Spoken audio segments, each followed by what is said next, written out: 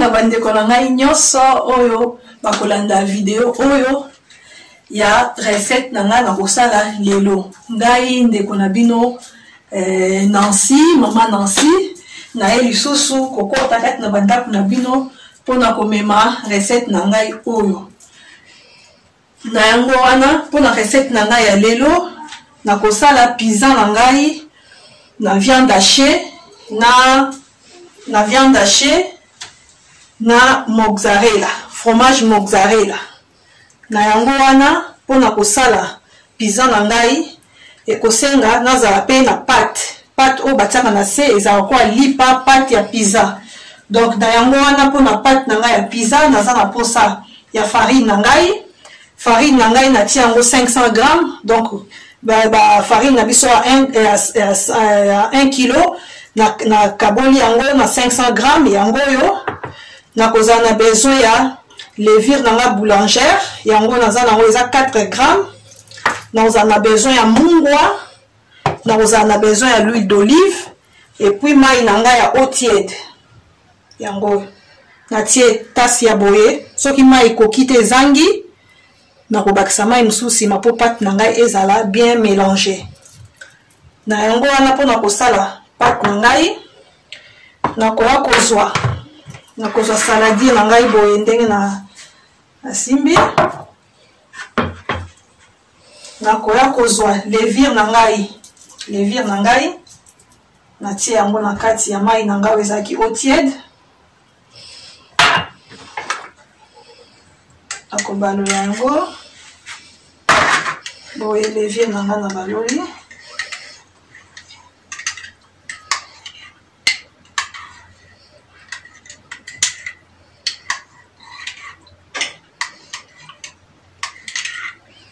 Nabaloli levure na ngai balolama bien. Bambuma nyonso ekosala nazofina yango bien mpo ebalolama bien.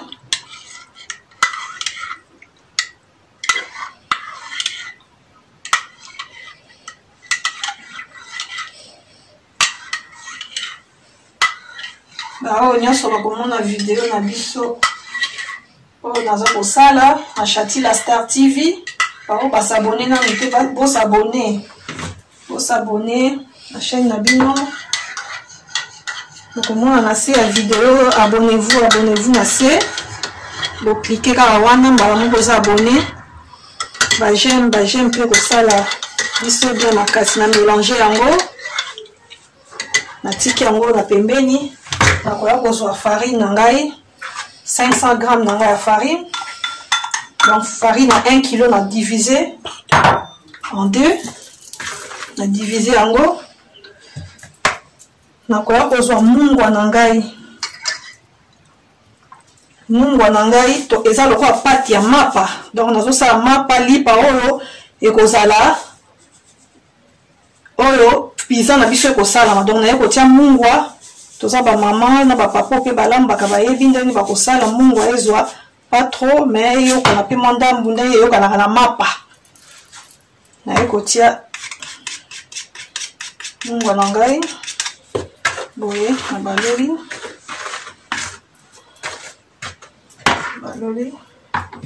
Nakoya kozwa l'huile d'olive na ngai. Nakotia l'huile d'olive na ngai boye.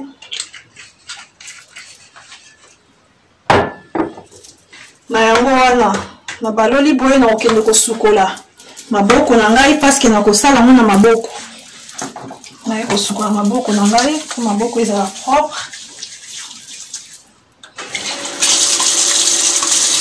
Kosukola maboko na ngai.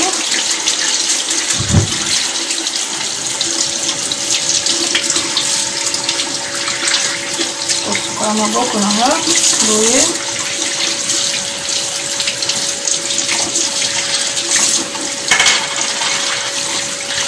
Maboko kitoko.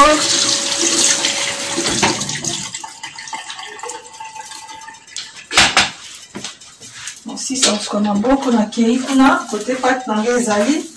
Nakoya kotia levure na ngai oyo natiaki na mai, levure na ngai boulanger. Kotia yango boye. Kobalola.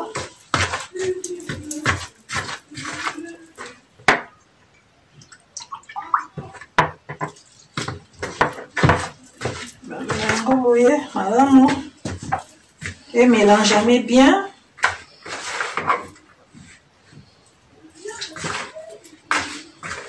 On tient au fur et à mesure pour se mélanger bien. Voilà, on va faire ça ce qu'on a beaucoup. On a mélangé vraiment bien. Voilà. Voilà.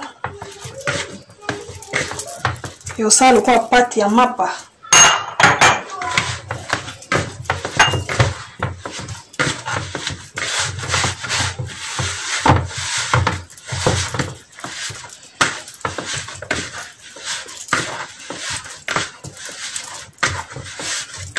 Donc on y quand même on va nika kwanga. Oh et se mélange jamais bien.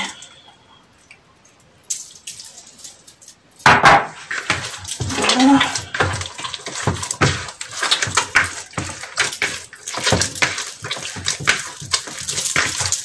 Voilà, mélanger.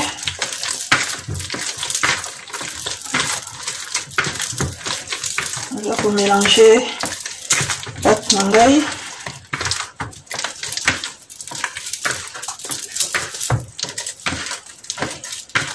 Abonnez-vous à Chatila Star TV. Pour la recette Nabino.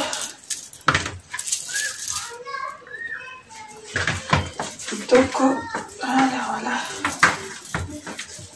voilà.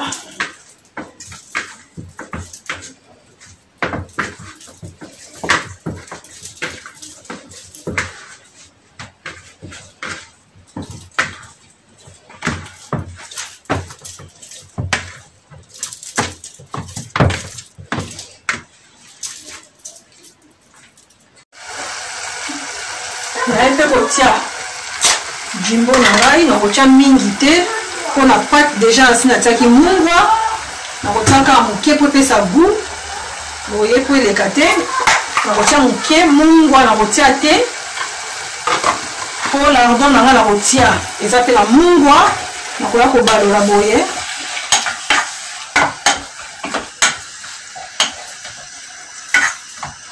nakobalola boye nakoya kotia lardon na ngai lardon déjà lokola mpe ezala na mungwa soki totie bamungwa ebele ekoleka otia boye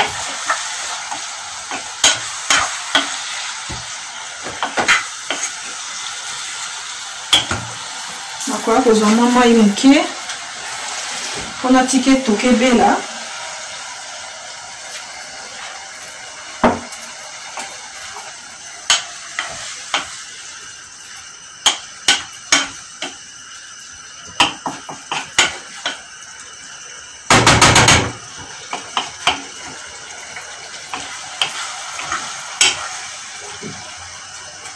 l'huile nanga pe natie nanga te l'huile natie l'huile te po viande déjà robota l'huile d'olive pe totiaki déjà na pâte et puis fromage pe ebotaka pe l'huile donc natie te nakotika boye biloko nanga ebela après nakozonga kolakisa étape mosusu ndenge nini nakosala voilà viande nanga yango oyo ebeli moi natiaki mafuta te mais eboti mwa mafuta nango moke donc mpona pizza na biso ndenge nazosala lelo pizza ya viande haché na fromage mozzarella donc pâte nanga déjà nasalaki natiki yango egonfle natiki yango wana epema nayaki kosala sikoyo viande oyo nakotia na kati viande nazali na besoin ya viande haché nanga nazali na besoin ya lardon oignon ail natiaki mwa bouillon nanga mwa moke mingi te po ezala mungwa mingi te po tokotia mungwa mpe partout et puis nayaki kotia lisusu poivre na ngai voilà yango ebeli oignon mpe natiaki nakoya kotia yango pembeni atia yango pembeni ekozela après nde nakoya kosangisa nyonso na yango wana sikoyo mpona sauce na ngai oyo nakotia na kati naza na besoin ya tomate na ngai concentré oyo eza ebele nakotia ndambu naza na besoin ya tomate pele litungulu na ngai céleri ail et puis mungwa mpe nakotia mwa moke na kati na yango wana nakozwa mafuta na ngai mwa moke nakotia na kikalungu boye mingi te nakoya kotia tomate na ngai pele boye natieka mibale mpo ezala mpe sauce ebele te nakotia concentré oyo mpe moke boye po pizza ezala na posa mpe ya nini ya sauce mo ebele po ezala sec te nakoya kokata céleri na nga lelo natie mpenza babranche mingi te natie branche te natie kaka bafeuille nakokata boye osala pizza na ngai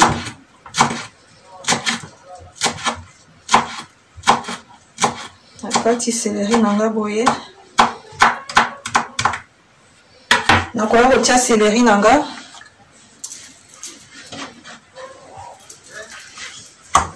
nabuki deja tomate oyo po sala boye nakoya kokata oignon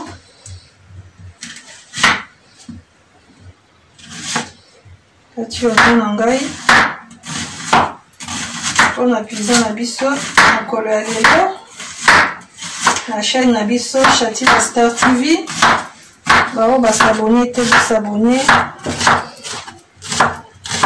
kati oignon voilà okoki mpe kosala yango na viande nyonso oyo olingi ya soso ya ngombe mpe okatikati mike mike kaka ndenge olingi ekozala nango bien natie oignon oyo eza sauce na nga oyo nakotia na kati po toza na besoin ya sauce ezala mwa ai na nga natie nakoya kotia mwa mungwa na ngai mingi te nakoya kotia mai nga natiaka mai mpo esaute mingi te epui ebela mbala moko ntango nakoya kotala yango ekoma kaka na suka ya kobela nakosala boye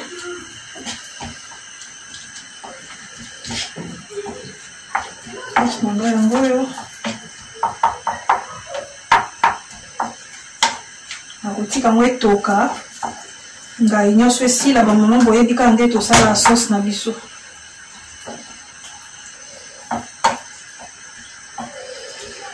oyo eza pizza na biso fait maison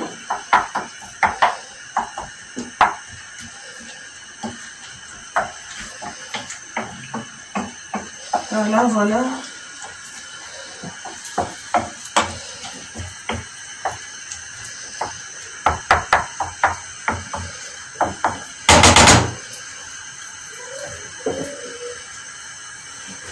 nakotika yango boye etoka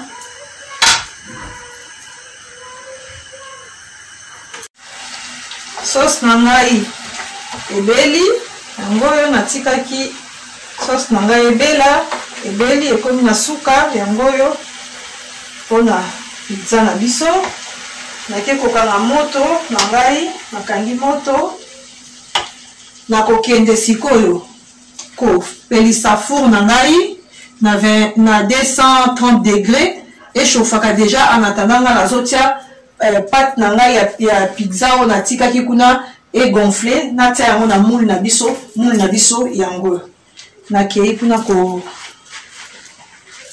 koanime four na ngai alime yango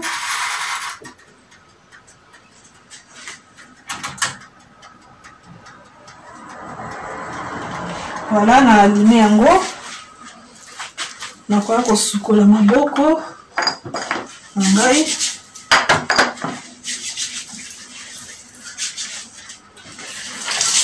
Po boulot ya pâtissier na kosalela moke na pâte, na kosala pâte na maboko na moule na ngai, yango wana maboko na ngai ezala propre. Sukoli maboko,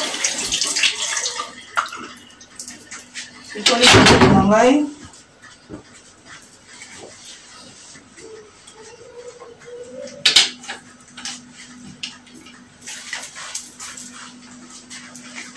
Nakoya kozwa pâte na nga, pâte yango oyo, pâte na biso evimbi oyo nasalaki.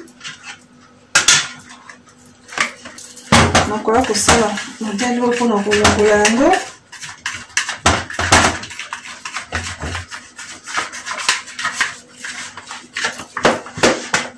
Nakozwa moule na ngai na kati papier ya cuisson, na kati yango boye na papier ya cuisson. Bao mpe baza na moule ya mokie eza likambo te, bakoki kotia na moule nyonso oyo boza nango na ndako bakoki kotia. Nakozwa mwa l'huile mokie mpo ekangama nga na maboko te.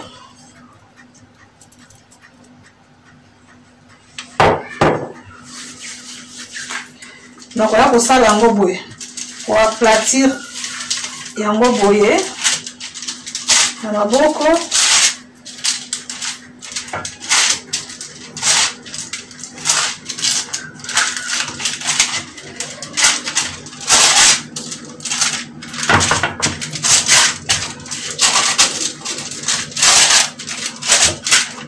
Nakotia yango bien ezwa partout, evanda partout na moule na biso.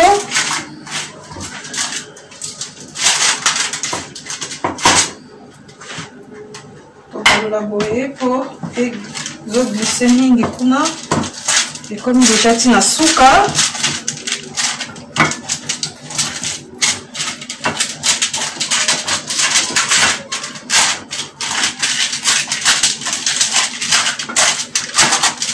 Nazotia pâte na nga na moule, pâte ya pizza.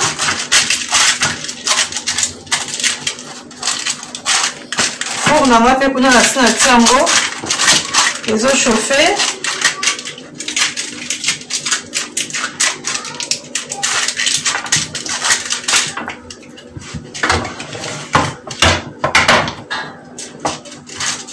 Pizza yango kosala eza nango facile. Olie tosomba ya oyo basala biso mo mpe na ndako, so toyona biso na farine na biso, tokoki kosomba tosali na biso vite fait na ndako. Ata bana na biso ya bajeune fille na biso mpe bakoki kosala, eza nango rapide. Bapapa oyo mpe balambaka bakoki mpe kosala.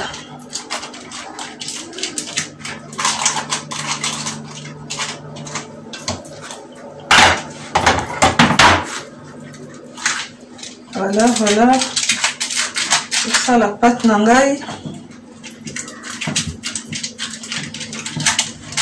Ça la pâte na ngai. Voilà.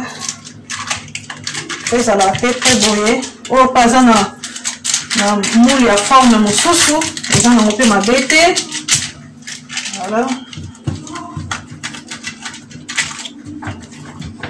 Voilà.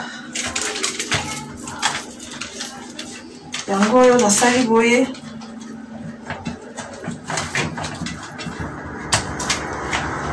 Voilà. Koetale yango bien na moule. Yango oyo na etale yango partout.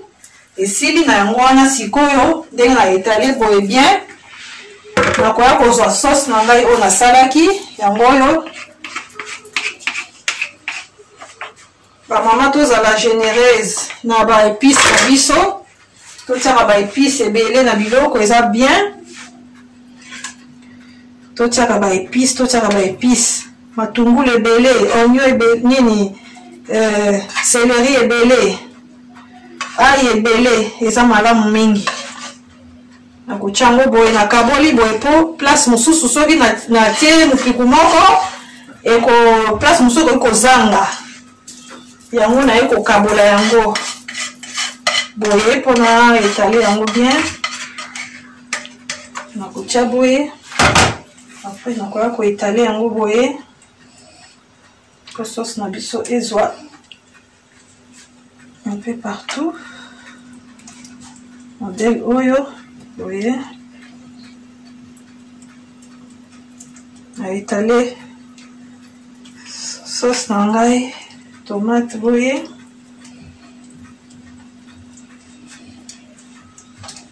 Ça ko étaler yango partout. Voilà, voilà.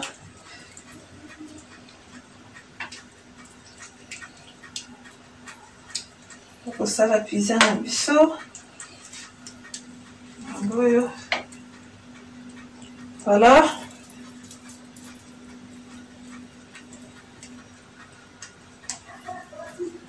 La chaîne Nabiso, Chatila Star TV. Avec ça là. Ils en ont et Sili. So une atie boye. Après, on a besoin viande d'angai. Viande d'angai, on a lambaki. Viande hachée, on a taki lardon.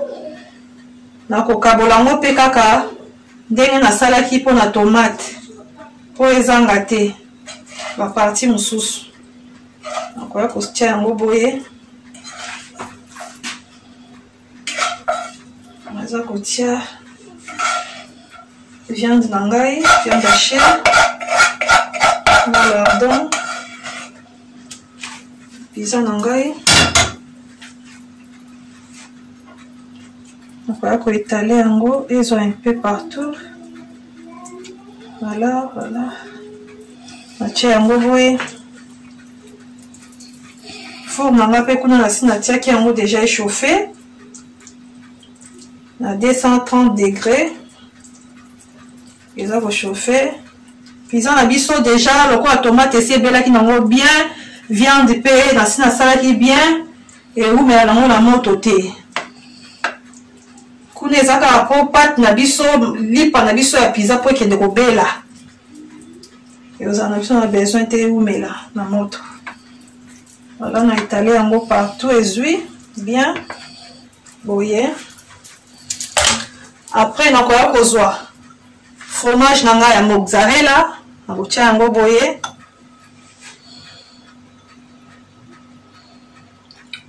On a saupoudré en gros boyer. Voilà. On a tia mozzarella na biso. Fromage na biso.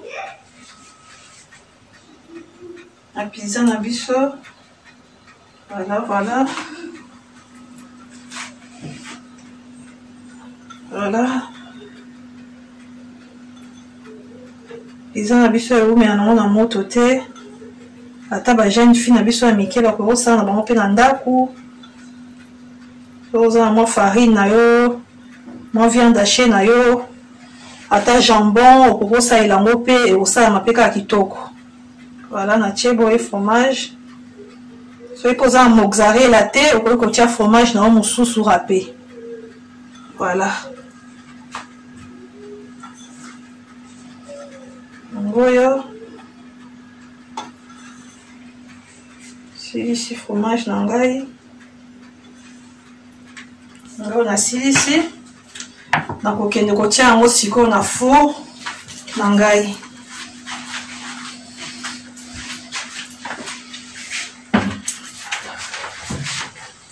Na koya kotia yango na four belenge oyo.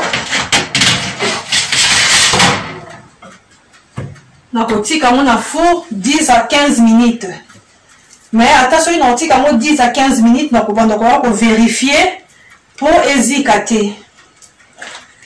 Voilà. Pizza na biso yangoyo ebeli na kitisi yango na four yangoyo ebeli kitoko na bandai kotala yango de temps en temps kuna na moto na 10 à 15 minutes ndenge na lobaki ebeli yangoyo ebeli kitoko na yango wana na kiko suka maboko pona kata pizza na biso.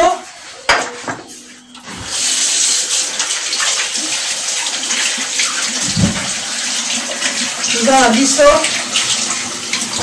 eza pizza monene mpona libota moto akozwa mwa morceau na ye mwa parti na ye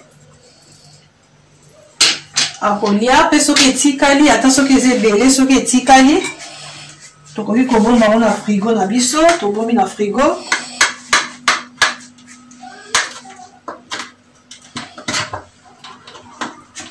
yango oyo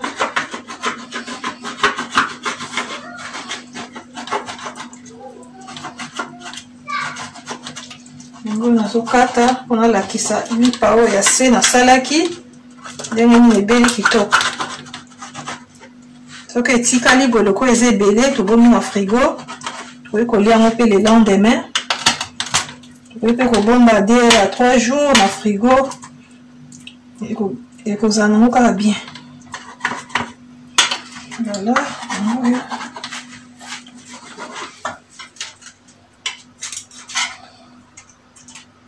voilà